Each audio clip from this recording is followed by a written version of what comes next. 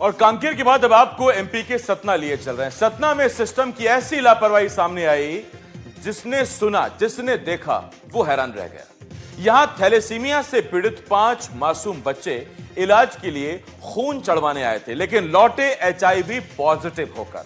अब इस मामले में 3 समितियों का गठन किया गया है, जो मामले की जांच कर रही हैं। इसके साथ ही जांच का दायरा भी बढ़ गया है।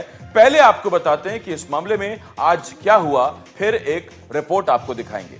5 बच्चों को एचआईवी संक्रमित खून चढ़ाने पर अब जांच तेज की गई है। 3 समितियां बनाई गई हैं। एक साथ 3 समितियां मामले की जांच कर रही हैं, जो अपने वक्त पर रिपोर्ट सौंपेंगी। सीडीएससीओ की टीम 2 दिन से सतना में डटी हुई है। वो पड़ताल कर रही है, वो जांच कर रही है कि आखिर हुआ क्या था, क्यों हुआ था।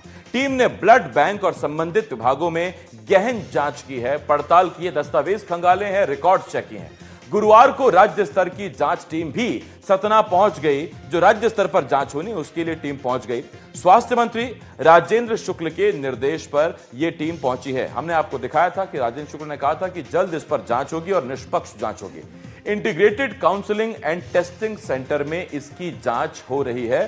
जांच उसी बात की कि आखिर डोनर कौन था, क्यों चेक नहीं किया गया खून चढ़ाने से पहले, और खून देते ही वो क्यों नहीं चेक हुआ।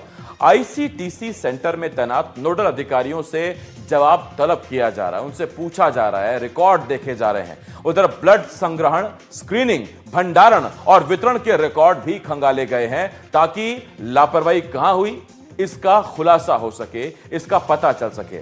जिला स्तर पर भी एक टीम मामले की जांच कर रही है। तो सीडीएससीओ की टीम तो है ही, राज्य स्तर की टीम है और जिला स्तर की भी टीम है। सभी समितियां अलग अलग रिपोर्ट तैयार कर रही हैं और रिपोर्ट के आधार पर दोषियों पर सख्त कार्रवाई की संभावना जताई जा रही है।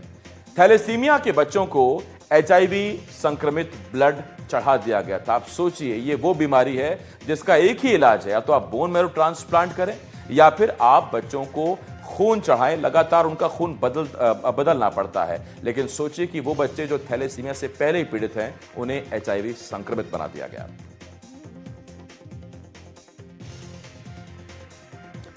और आइए अब आपको इसी पर एक खास रिपोर्ट दिखाते हैं और बताते हैं कि आखिर हुआ क्या था।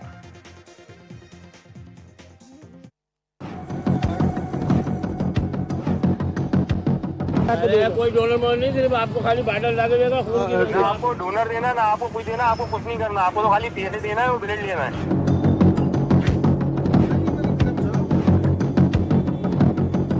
सैंपल लेंगे और उससे मैच करके दे देंगे। 2500 का देंगे, आप देख लीजिए आप।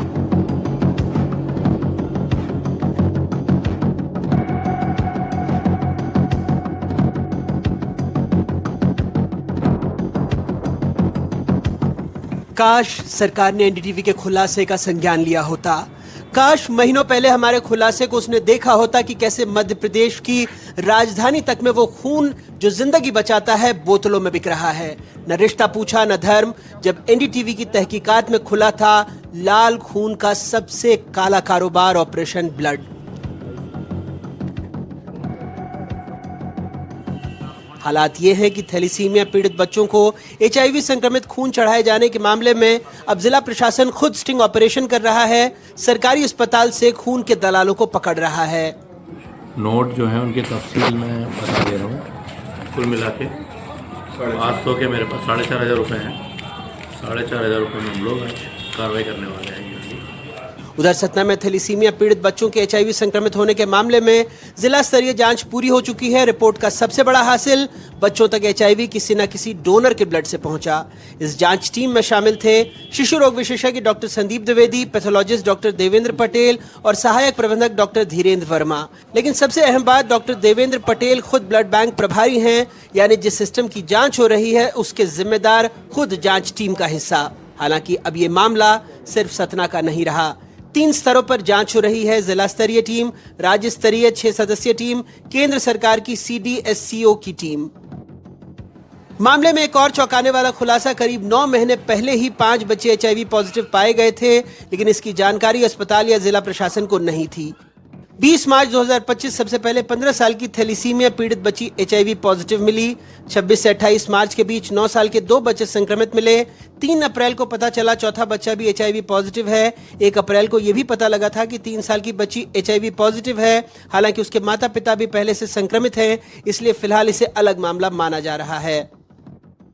प्रोग्राम अफसर हैं जो एड्स कंट्रोल की जो नोडल अफसर हैं उनको नोटिस दिया है, और जो ICTC में काउंसलर होते हैं उनको नोटिस दिया है। ब्लड बैंक का जहां तक सवाल है, तो ब्लड बैंक में हमको अच्छी तरह से मालूम है कि यहाँ पे पूरे प्रोटोकॉल्स बारीकी से फॉलो किए जाते हैं, और पूरा रिकॉर्ड हमारे सामने है, लिस्टें हमारे सामने हैं, डोनर्स की लिस्ट हमारे सामने है। और वो बहुत पहले इन लोगों ने, जो पता चला कि ये बात सामने आने के बाद बहुत पहले ही उन्होंने पूरी लिस्ट सहित सारी चीज़ें हैंड ओवर कर दी थी प्रोग्राम अफसर को। जो अधिकारियों को सूचित करना था, टाइम टाइम पे अपडेट करना था, ये सारी चीज़ों में कमी हमको समझ में आई, जिसकी वजह से हमने उन्हें नोटिस दिया।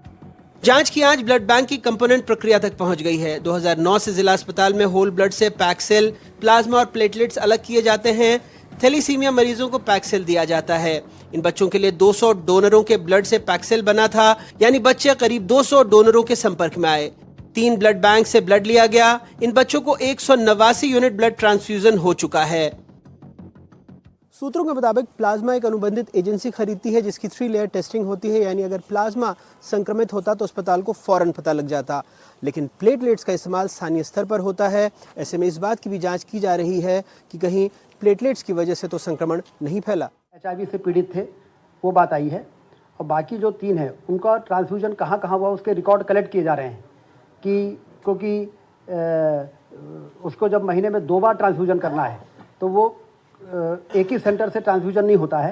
कभी प्राइवेट में भी चले जाते हैं, कभी किसी रिश्तेदारी में गए तो वहाँ पर जाके संपर्क किया।